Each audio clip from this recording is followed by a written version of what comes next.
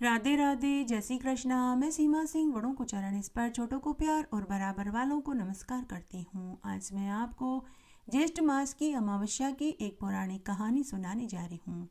अगर आपने ज्येष्ठ मास का स्नान किया है, व्रत किया है, पूजन किया है, तो साथ में आपको ज्येष्ठ मास की अमावस्या का भी व्रत करना चाहिए और उस दिन बड़ पीपल के पेड़ की पूजा करनी चाहिए और अपनी सामर्थ्य अनुसार गरीबों और योग्य ब्राह्मण को दान देना चाहिए और व्रत और पूजन के साथ में कहानी भी सुननी चाहिए। इससे संपूर्ण फल प्राप्त होता है। आइए अब हम ज्येष्ठ मास की अमावस्या की एक पौराणिक कथा सुनते हैं।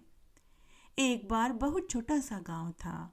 उस गांव में एक बहुत प्रतापी, दानी, दयालु, तेजस्वी चक्रवर्ती राजा था। वह राजा अपनी प्रजा का पालन अपने पुत्र के समान ही करता था। उस राज्य पर कभी अकाल नहीं पड़ा, कभी किसी महामारी का प्रकोप भी नहीं पड़ा।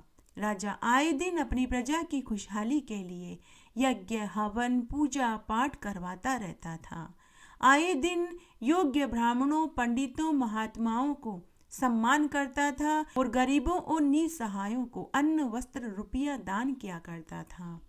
उस राजा की एक अति रूपवती, गुणवती, पतिव्रता, सौभाग्यवती रानी थी। प्रजा की और राजा की सुख समृद्धि और खुशहाली के लिए वह रानी हर अमावस्या का व्रत करती थी और बड़ पीपल और आंकड़े के पेड़ की पूजा किया करती थी। सभी राजाओं के अनेक शौक होते हैं, जैसे घुड़सवारी, तीरंदाजी, तैराकी, अस्त्र शस्त्र चलाना, नृत्य गान देखना। वैसे ही इस राजा का भी एक शौक था, शिकार खेलना। तब एक दिन राजा शिकार खेलने अकेले ही घने वन में घोड़े पर सवार होकर चला गया। तब राजा ने घने वन में देखा कि एक काली नागिन एक साधारण सर्प के साथ मिलन का प्रयास कर रही थी। जब राजा ने देखा तो महान आश्चर्य हुआ कि मनुष्यों की नीयत बदलते देखी है, लेकिन आज इस नागिन ने भी अपना सत खो दिया, जो यह एक साधारण सर्प के साथ मिलन का प्रयास कर रही है। तब राजा ने घोड़े से उतरकर एक लकड़ी की मदद से काली नागिन व सर्प का मिलन छुड़वा दिया।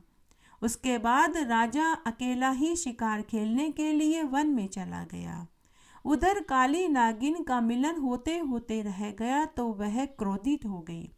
उस काली नागिन ने राजा से बदला लेने के लिए नाराज होकर बिल में चली गई। उस दिन रानी का ज्येष्ठ मास की बड़ी अमावस्या का व्रत था। रानी अपनी सखियों के साथ कथा कहानियां सुन रही थी और बड़ पीपल और आंकड़े के पेड़ की पूजा कर रही थी।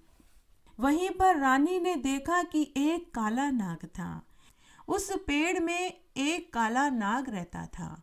तब रानी ने हमेशा की तरह उस काले नाग को कच्चा दूध पिलाया और बर्फी खिलाई और पूजा करी। कथा कहानी सुनने के बाद और पूजा करने के बाद रानी ने अपनी सखियों के साथ पहले बड़ पीपल और आंकड़े के पेड़ की पूजा करी। दूध, दही और जल से पेड़ को सींचा, रोली का तिलक लगाया, मोड़ी बांधी, चावल चिपकाए और तेल का दीपक जलाया, मीठे पुए, बर्फी और गुड़ के चावल का भोग लगाया और पेड़ के 7 बार मोड़ी बांधकर परिक्रमा लगाई और भगवान से अमर सुहाग का आशीर्वाद मांगा। साथ ही प्रजा की खुशहाली की कामना करी। पेड़ की कोटर में काला नाग यह सब कुछ देख रहा था। तब उस नाग को रानी को देखते ही खुद की नागिन की याद आई। नाग ने मन ही मन सोचा कि यह रानी कितनी भली औरत है। इसने खुद के लिए कुछ नहीं मांगा। इसने अपने पति और प्रजा की भलाई के लिए व्रत किया और पूजन किया। जैसी यह रानी है, मेरी नागिन भी ऐसी ही है। वो भी हमेशा मेरे ही लिए सोचती है। उसके बाद जैसे ही रानी ने काले नाग को देखा तो रानी ने हाथ जोड़कर प्रणाम किया और वापस महल में आ गई। उधर राजा का शिकार में भी मन नहीं लग रहा था तो वह वापस महल में पहुंच गया। महल में आने के बाद रानी ने देखा कि आज राजा जी शिकार से जल्दी आ गए। तो रानी ने राजा से पूछा कि हे महाराज, आज आप शिकार से जल्दी कैसे आ गए? क्या आपकी तबीयत ठीक नहीं है? तब राजा ने रानी से कहा कि मैं थोड़ी देर आराम करना चाहता हूँ। तब रानी बोली, ठीक है महाराज, आप आराम कर लीजिए, तब तक मैं पूजा से निवृत्त हो जाती हूँ। उधर वह काला नाग भी अपनी नागिन के पास पहुंच गया। नाग ने देखा कि नागिन नाराज होकर बैठी है।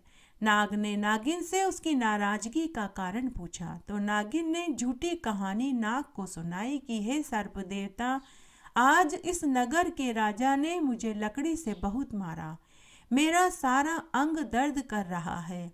अब जब तक आप उस राजा को नहीं डसोगे तब तक मैं अन्न जल नहीं खाऊंगी। नाग ने पूछा कि अरे नागिन, राजा ने तुझे क्यों मारा? तो नागिन झूठ बोलते हुए बोली कि हे सर्पदेव, मैं अपने बिल में चुपचाप सो रही थी। उस राजा ने मुझे बेवजह ही लकड़ी से बहुत मारा। यह सुनते ही काले नाग को क्रोध आ गया। उसने अपनी नागिन से कहा कि हे नागिन, आज मैं उस राजा को डसकर उसका खून पीकर ही रहूंगा। और वह नाग सूंघता सूंघता राजा के महल में पहुंच गया। तब तक शाम हो चुकी थी। रानी ने अमावस्या का व्रत नहीं खोला था, क्योंकि वह राजा को भोजन कराने के बाद ही भोजन करती थी। तब रानी ने संध्या वंदन करी, तुलसी व परिंदे में घी का दीपक जलाया। तब तक वह सांप भी वहां पहुंच गया। सांप महल में परिंदे में कुंडली मार कर के बैठ गया। उसके बाद रानी राजा से बोली कि महाराज आप आइए और भोजन जीम लीजिए। सांप वहीं कुंडली मारकर सब देखने और सुनने लगा। उसने मन ही मन सोचा कि यह रानी तो वही है जो आज बड़ पीपल की पूजा कर रही थी और इसने मुझे आज दूध पिलाया और बर्फी खिलाई थी। उसके बाद राजा भोजन करने के लिए बैठ गए। तो रानी ने राजा से पूछा कि हे महाराज, आज आप बताइए आपका दिन कैसे बीता? राजा भोजन करते करते बोले कि हे रानी, आज मेरा दिन अच्छा नहीं निकला। आज जब मैं वन में शिकार करने गया तो मैंने वन में देखा कि एक काली नागिन जबरदस्ती एक साधारण सर्प के साथ मिलन का प्रयास कर रही थी।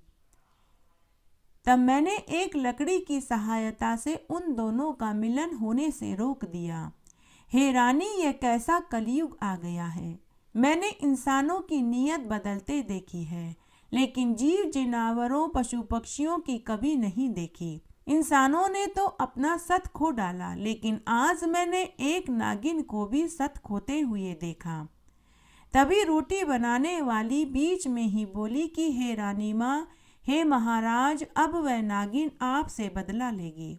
तब रानी बोली कि नहीं दासी, मेरे सुहाग का तो कोई बाल भी बांका नहीं कर सकता।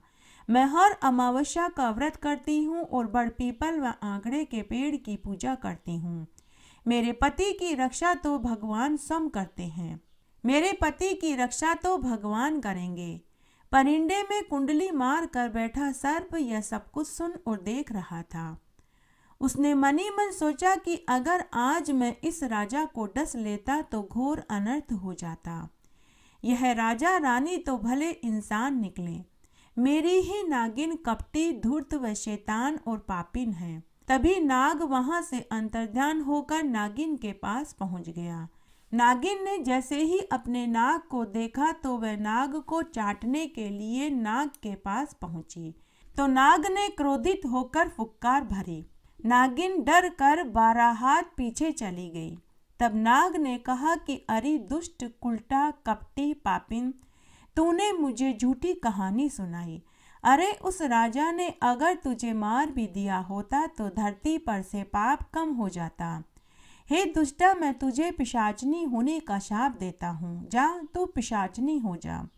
अरे उस राजा रानी जैसे भले इंसान इस धरती पर हैं, तभी यह दुनिया टिकी हुई है। अगर तेरे जैसे 2-4 और हो जाते तो यह दुनिया कभी की नष्ट हो जाती। ऐसा कहकर काला नाग वहां से अंतर्ध्यान हो गया। हे अमावस्या के देवता, जैसे आपने रानी के सुहाग की रक्षा करी और उसे अमावस के व्रत का फल दिया, वैसे सबको देना। कहानी कहने वाले को, सुनने वाले को और हुक्कारा भरने वाले को। घटती हो तो पूरी हो, पूरी हो तो परवान चढ़े, भूले बिसरे नाम तेरे भंडार में भरे।